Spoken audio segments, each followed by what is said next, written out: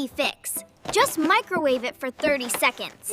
I don't think Grandma trusts microwaves. Microwave? No. Microwave kills flavor. Kills flavor? It's just heat. Here we go again. Old way better. Pan makes pizza crispy like new. Is that an ancient artifact?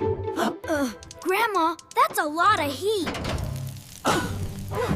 Heat brings life. You watch. I think it's too alive now. Smoke alarm says so too. See? Flavor coming out. Or the pizza's ghost leaving the pan.